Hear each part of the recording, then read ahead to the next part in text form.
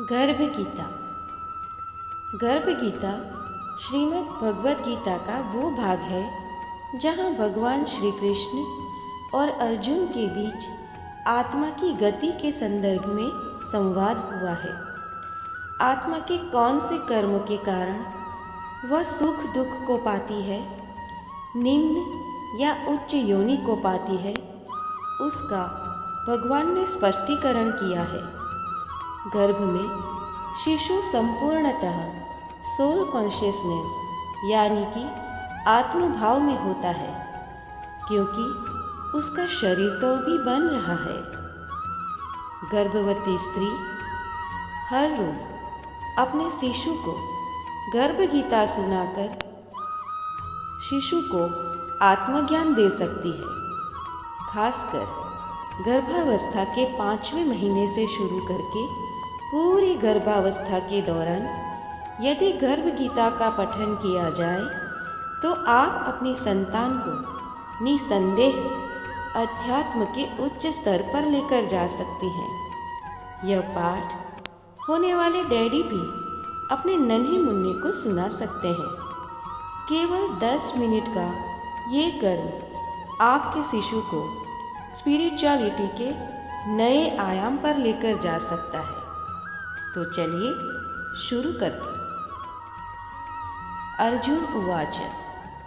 हे श्री कृष्ण, जब जीव गर्भ में आता है तो वह किस पूर्व कर्म के कारण आता है? हे मधुसूदन, प्राणी जन्म से पूर्व गर्भवास की पीड़ा भोगता है और जन्म लेते समय काफ़ी कष्ट पाता है। फिर उसे रोग कष्ट आदि होते हैं, बुढ़ापा आता है और उसकी मृत्यु हो जाती है। हे प्रभु, कौन से कर्म प्राणी को जन्म मरण से मुक्ति दिलाते हैं? श्री भगवान उवाच। हे अर्जुन, जो प्राणी संसार में लिप्त रहते हैं वही जन्म मरण के बंधन में बंधते हैं। ऐसे प्राणी संसार के नश्वर पदार्थों से प्रेम करते हैं और सांसारिक वस्तुओं से प्रीति रखते हैं। ऐसा प्राणी संसार की माया में फंसकर उसकी कामना करता है, लेकिन मेरी भक्ति नहीं करता।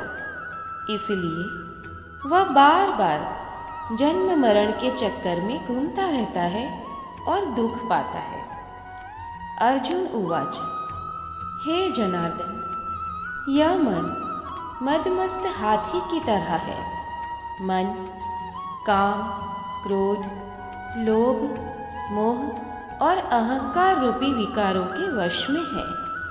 तृष्णा इसे शक्ति देती है।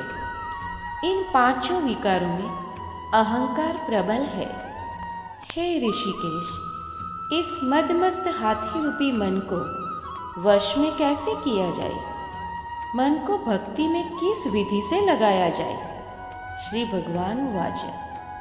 हे धनंजय, जिस प्रकार मदमस्त हाथी को अंकुश से वश में किया जाता है, उसी प्रकार मन को अभ्यास रूपी अंकुश से वश में किया जाता है। भक्ति और ज्ञान निरंतर अभ्यास से ही मिलते हैं। श्री अर्जुन उवाच। हे मधुसूदन, कोई प्राणी आपकी भक्ति के लिए वन खंडों में रहते हैं और कोई वैरागी होकर भटकते रहते हैं। हे प्रभु, आपकी भक्ति कैसे मिलती है? श्री भगवान उवाच। मेरी खोज में वनों में भटकने या जगह जगह घूमने वाले वैरागी मुझे प्राप्त नहीं कर सकते। सिर पर जटा बांधने या भस्म लगाकर घूमने वाले वैरागी भी मुझे नहीं पा सकते, क्योंकि इनमें अहंकार होता है। अहंकारी प्राणी मुझे नहीं पा सकता। शुद्ध हृदय वाला सतत अभ्यासी जीव जो काम, क्रोध आदि 5 विकारों से दूर हो, वही मुझे प्राप्त कर सकता है। श्री अर्जुन उवाच। हे माधव, किन पापों के कारण किसी व्यक्ति की स्त्री की असमय मृत्यु हो जाती है? अल्प आयु में उसके पुत्र मर जाते हैं और वे तेजहीन हो जाते हैं। श्री भगवान उवाच। किसी से कर्ज लेकर ना चुकाने वाले की स्त्री मर जाती है।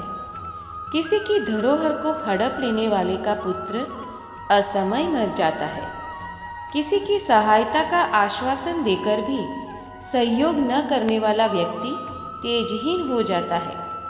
ये सभी भयंकर पाप है। श्री अर्जुन उवाच। हे दयानिधि, किस पाप के कारण प्राणी सदा रोगी रहता है और किस पाप से बोझा ढोने वाला पशु बनता है? श्री भगवान उवाच। सौभाग्यकांक्षी कन्या को बेचने वाला प्राणी सदा रोगी रहता है। अभक्ष्य भोजन तथा मादक पदार्थों का सेवन करने वाला अधम योनि पाता है। झूठी गवाही देने वाले भोजन बनाकर भोग न निकालकर स्वयं भोजन कर लेने वाले प्राणी बिल्ली और सूकर बनते हैं। श्री अर्जुन उवाच। हे मुरारी, कई प्राणियों को आपने धन धान्य और उत्तम वाहन दिए हैं, उन्होंने क्या पुण्य किया है? श्री भगवान उवाच। सुयोग्य पात्र को स्वर्ण आदि दान करने वाला प्राणी धन धान्य आदि पाता है। सनातन वैदिक रीति से विधि पूर्वक कन्यादान करने वाला प्राणी मानव योनि को पाता है। श्री अर्जुन उवाच। हे प्रभु, पुरुषों को सुंदर देह किस पुण्य से मिलती है? किस प्राणी को संतान है, कोई विद्वान है, यह सब किस पुण्य के प्रभाव से है? श्री भगवान उवाच। पुरुष का रूप नहीं, गुण महत्वपूर्ण है। अन्न का दान करने वाले प्राणी को सुंदर देह और संतों की सेवा करने वालों को संतान मिलती है। विद्या दान करने वाले विद्वान होते हैं। श्री अर्जुन उवाच। हे भगवान, प्राणी धन, स्त्री व सांसारिक सुखों से मोह क्यों रखता है? श्री भगवान उवाच। मेरी कृपा से वंचित हो जाने पर प्राणी को धन व सांसारिक सुखों से मोह हो जाता है। ये सभी नाशवान है। विवेकी प्राणी को इससे दूर रहना चाहिए। श्री अर्जुन उवाच। हे प्रभु, किस कर्म से राजपाट व विद्या की प्राप्ति होती है? श्री भगवान उवाच। जो प्राणी काशी, हरिद्वार आदि तीर्थ स्थलों के दर्शन और निष्काम भाव से भक्ति करता है वह राजा बनता है। गुरु की सेवा करने वाला विद्वान होता है। श्री अर्जुन उवाच। हे जनार्दन, किसी को अचानक बिना श्रम के ही धन मिलता है, कोई आजीवन निरोग रहता है, उन्होंने क्या पुण्य किया है? श्री भगवान उवाच। विनम्र भाव से गुप्त दान करने वाले को अनायास धन मिलता है। परोपकार करने वाले निरोगी रहते हैं। श्री अर्जुन उवाच। प्राणी में रक्त विकार, दरिद्रता, खंडवायु, अंधता, पंगुता आदि होने का कारण क्या है? श्री भगवान उवाच। मेरी भक्ति से दूर रहने वाले क्रोधी प्राणी को रक्त विकार, आलसी प्राणियों को दरिद्रता, शील संयमहीन प्राणी को खंडवायु, पतिव्रत का उल्लंघन करने वाली स्त्री तथा संयम न रखने वाले पुरुष को अंधता व पंगुता मिलती है। श्री अर्जुन उवाच।